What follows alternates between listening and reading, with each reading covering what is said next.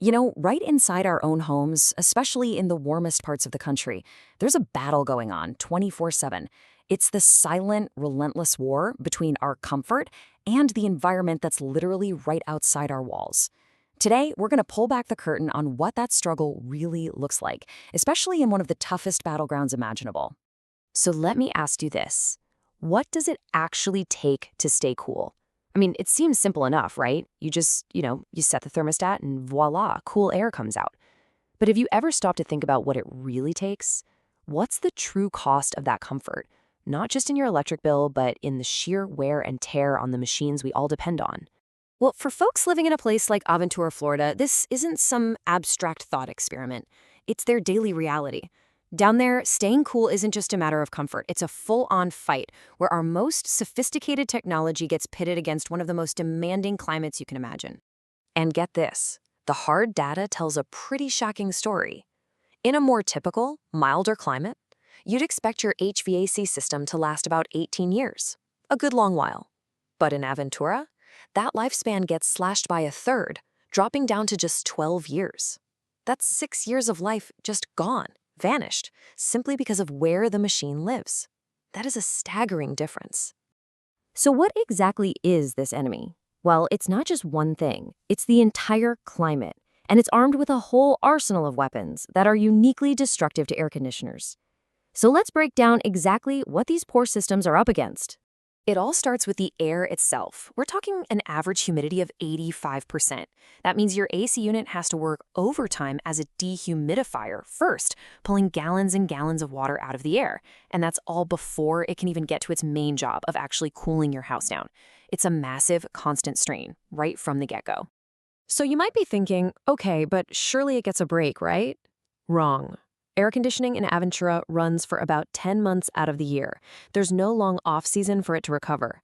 It's like being forced to run a marathon, but the race almost never ends. And then, of course, there's the direct assault of pure heat. From May all the way through October, the daily temperatures are consistently hitting 90 degrees or even higher. So the system isn't just fighting the water in the air, it's also battling this oppressive, relentless wall of heat day in and day out. But the attack doesn't stop there. Oh no, the environment has a full arsenal. You've got corrosive salt air whipping in from Biscayne Bay that literally eats away at the metal parts. You have sudden afternoon thunderstorms that cause power surges, frying sensitive electronics. All that moisture, it's a breeding ground for mold. Even the sandy soil can shift, settling the foundation and stressing the ductwork. I mean, it seems like every single element of this coastal environment is on the attack. So, with an enemy this relentless, thorough, you're going to see some casualties. So let's talk about how these systems actually fail. When you understand the forces at play, the patterns of how they break down become incredibly predictable. It really is like a domino effect of failure. First, the compressor, that's the heart of the whole system, it just gives out from being overworked.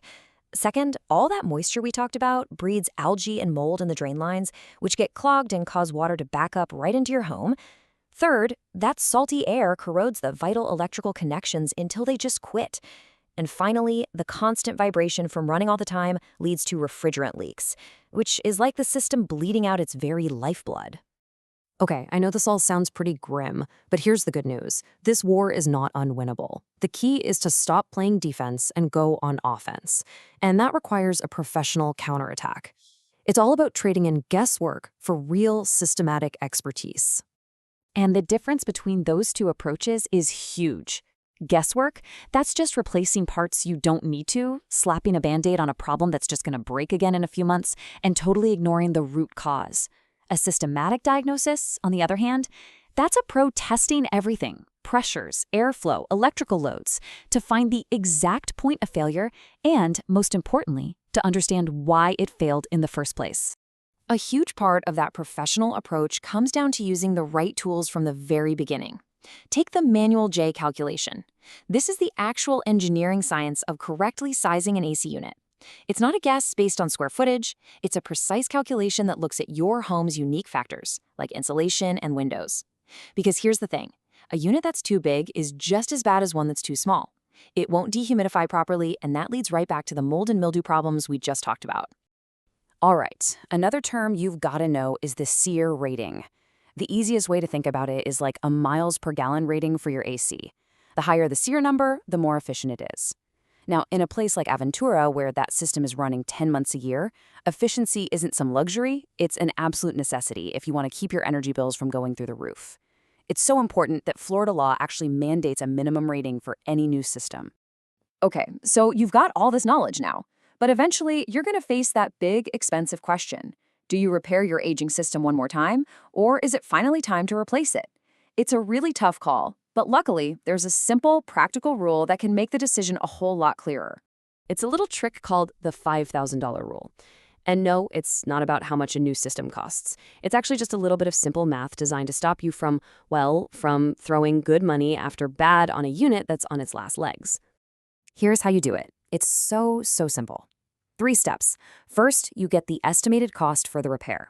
Second, you multiply that cost by the age of your AC unit in years. And third, if that final number is more than 5,000, it's a really powerful sign that replacing the whole unit is probably the smarter financial move. Let's actually walk through an example so you can see how it works in the real world.